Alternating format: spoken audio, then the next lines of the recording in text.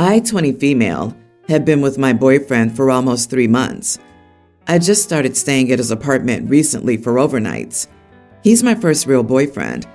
I live at home with my family, and we're very open. I mostly walk around in a shirt and my underwear, and it's not an all-girls household. I have a dad and 2 brothers, ages nearly adult and mid-teen. I also did it growing up, and I also have an older brother. If guests stopped by unannounced growing up, so be it. They'd see us in our bedwear. It's normal for me, and I guess I expected other people to do it. As you can imagine, I did this at my boyfriend's apartment when it was just the 2 of us, which he loved. Then 2 days ago, his brother stopped by, and I came out of the shower in a t-shirt and Cheeky's underwear, but not too Cheeky's, only exposed a little. When my boyfriend saw me, he immediately whispered to me to put on some pants, which I did. After his brother left, he was super angry and asked if I was trying to seduce his brother or something. I told him I didn't mean anything by it, just that I walk around like this at home. And he said, well, not at his home, and not when we have guests. He told me I looked like I was trying to strut it for his brother. I apologized, but he was super upset and went to sleep early, which isn't like our regular sleepovers since I stay over so rarely. It's been 3 days, and he hasn't asked me to sleep over again. Am I the idiot? Edit. I didn't know he was stopping by, but I heard him while in the shower, so I knew he was there. You heard his brother was there, and you still got cheeky? No pun intended. I'm gonna say you are the idiot. While you might be comfortable with this at home, you have to have some common sense to understand that you're not at your home. You were aware his brother was there. And no, it's not normal to prance around in your underwear in front of guests. If your dad's male friend stopped by and you just came down from the shower in a shirt and underwear and your dad was cool with that, I personally find that maybe a little weird. I understand growing up around family doing that and how that may be okay. But whenever anyone came around who wasn't immediate family to visit, pants on. It was more of a respect thing too. I mean, wow. If you don't know the difference between wearing just a t-shirt and underwear around your family versus in front of your boyfriends of 3 freaking months, no less, brother, you're way too immature to be having sleepovers at anyone's house.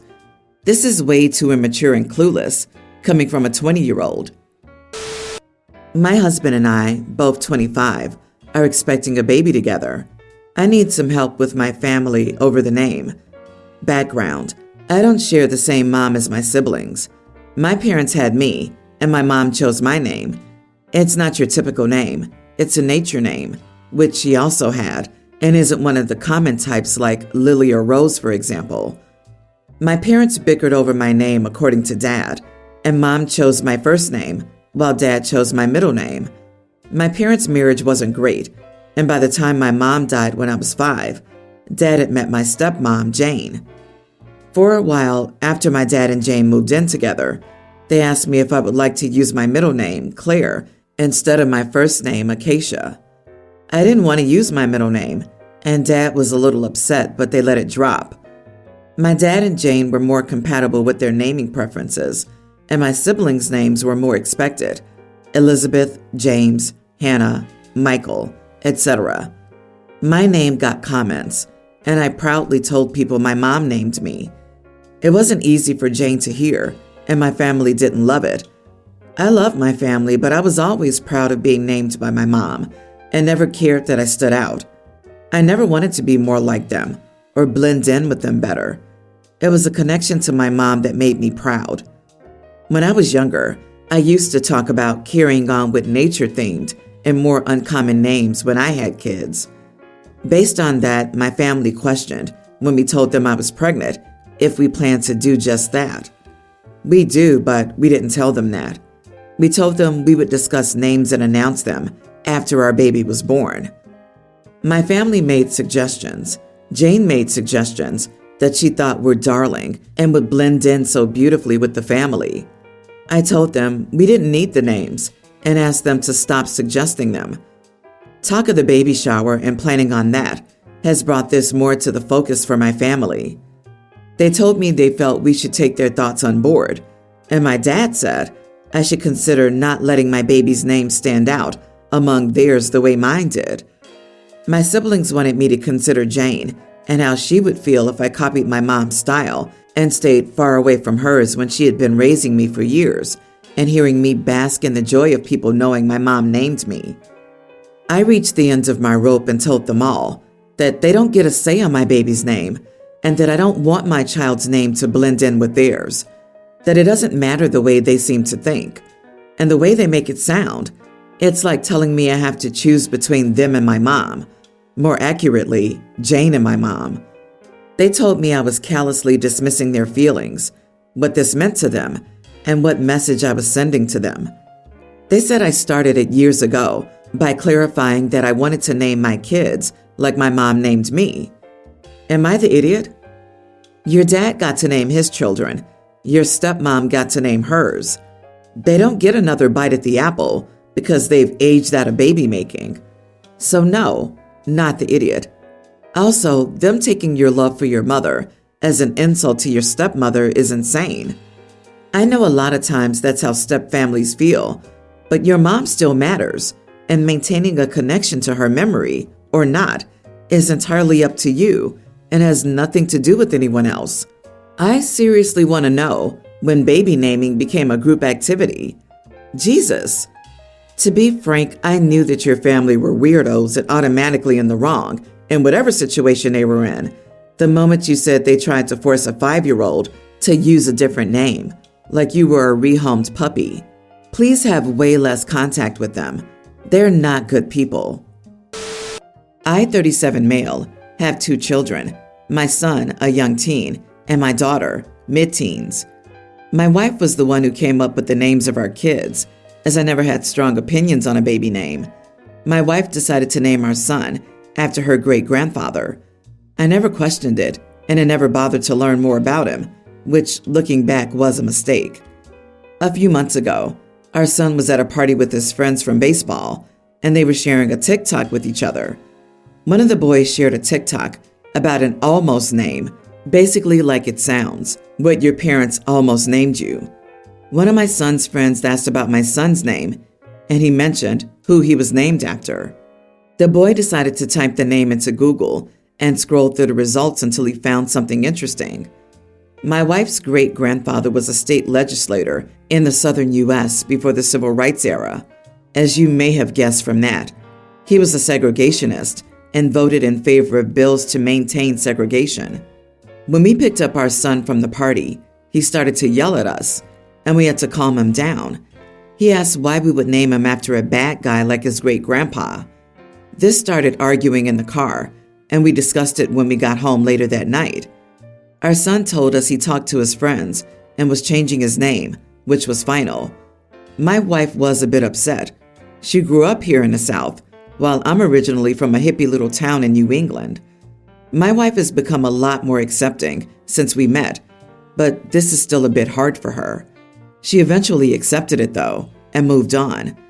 We now refer to a name chosen by our son with the help of his friends. His classmates at school have started to use it, and while he's had some issues, it hasn't been terrible. One of my son's friends is a trans boy, and he's had it worse, though my son and his other friends always work on protecting the boy from bullying. My son's new name is one he's proud of and named after someone he looks up to. Recently, he got some items with his new name, like a men's necklace and a sign in his room. The issue is, a few days after he got the items with his new name 2 weeks ago, our daughter ruined them by breaking the chain on the necklace and banging his sign. Our daughter doesn't like the name change, saying her brother's just being a sensitive zoomer and something about boys being too weak these days. Our daughter has said edgy stuff like this in the past year or so, even when we condemn her. As a result of the damage, my wife and I told her we were suspending her allowance until the price of these damages was paid back. Our daughter's saying we are unfair to her and has apologized for what she did. My wife went on her Facebook moms group to ask for help, and most of the moms agreed we were too hard on her. Am I the idiot? Not the idiot. Your daughter purposefully broke items meaningful to her younger brother because she disagreed with something that had no actual impact on her. Suspending her allowance to pay for replacements is a perfectly fair and logical consequence. As a teen, she must understand that apologizing doesn't make everything go away. She committed vandalism.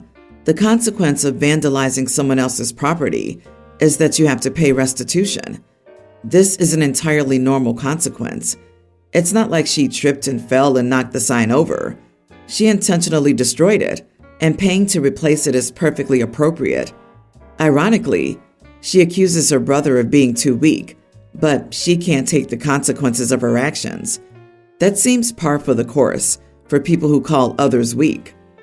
Have you asked your wife why she would name your son after her great-grandfather? If she loved her great-grandfather enough to name a child after him, she knew what he was up to. However, you are allowing your young teen son to make decisions he's not ready to make. He's named what he is, and he can change it as an adult. I, female 27, had my first baby a few days ago. My birth went well, but I'm still recovering, in quite a bit of pain, and have been very sensitive emotionally since giving birth. My husband, 27, and I told our families that we'd likely have no visitors for the first 1 to 2 weeks, just to set expectations. But privately, we decided to play it by ear and see how we felt. Our second day home with our baby was rough on me, and all I wanted was for my mom to comfort and help me. So my husband and I decided to call my mom and have her come over. She was such a significant help, both emotionally and with the baby. So we had her come by every other day since. She went above and beyond to help us.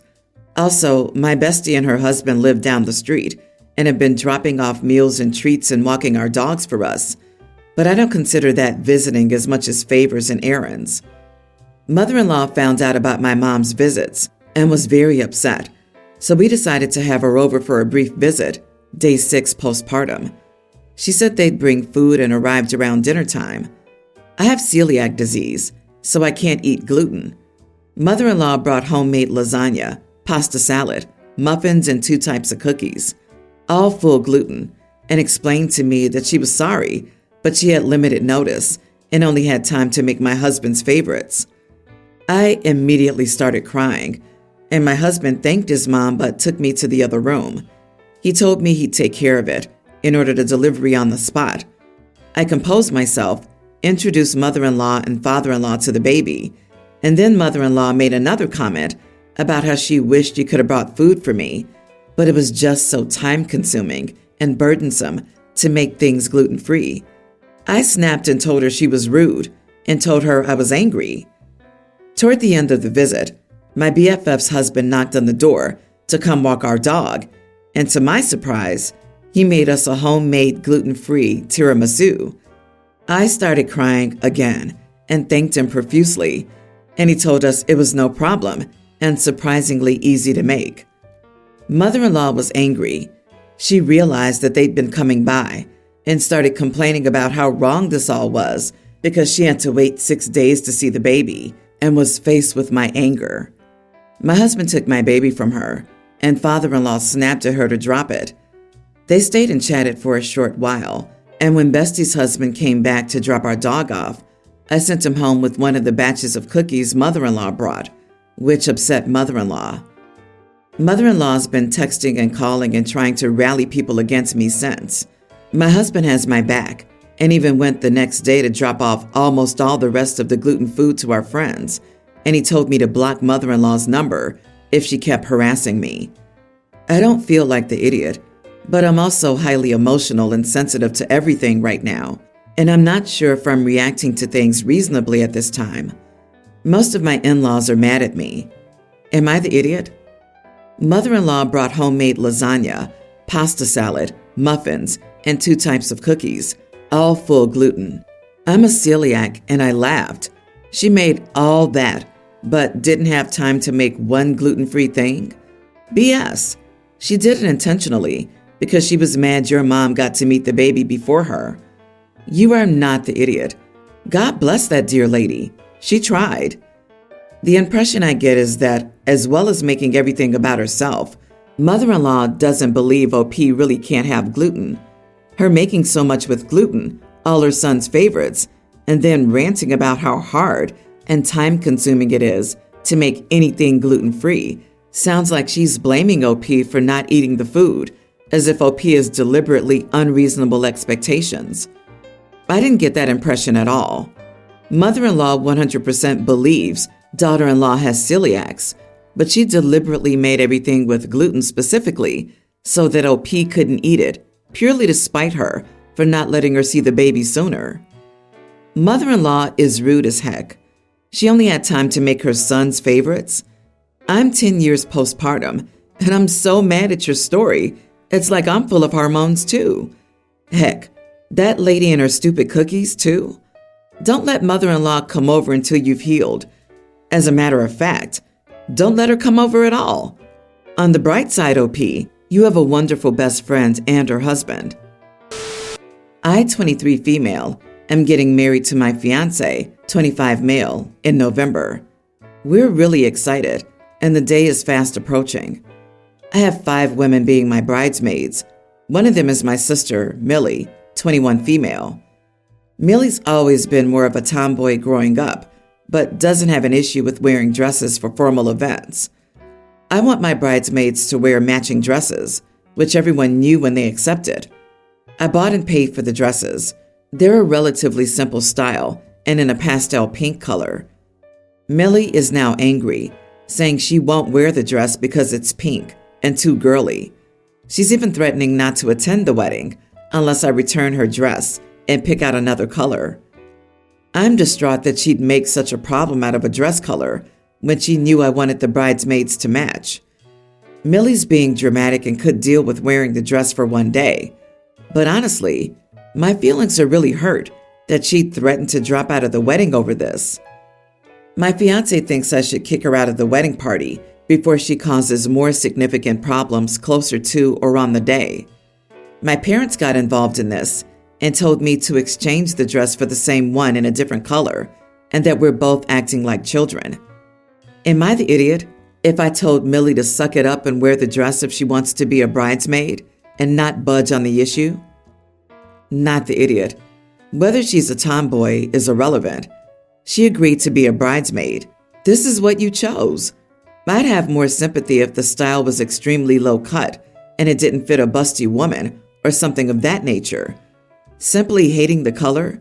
Deal with it. It's one day and she didn't even have to pay for it.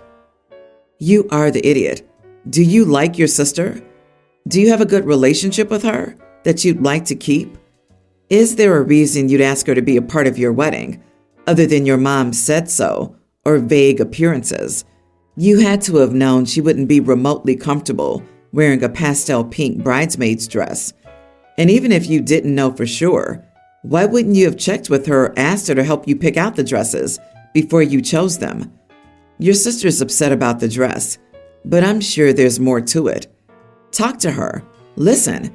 Find a way for all the women you love to look beautiful that day. This touches on a critical point. You've known your sister her whole life. You didn't think for a second that this might be an issue. At this point, just compromise with your sister and let her wear something different so she doesn't have to feel incredibly awkward all day and then be forced to see photos of herself like that for the rest of her life. Don't force her to be miserable. I'm sure that's not the karma you want on your wedding day. It's a color. It won't change her whole identity to wear pink for one day. Don't budge. She's being so selfish and ridiculous. It's your wedding day, and she's making it about herself. If she wants to make a fool of herself and back out of the wedding over something so childish and stupid, let her. She'll regret it when she looks back years from now.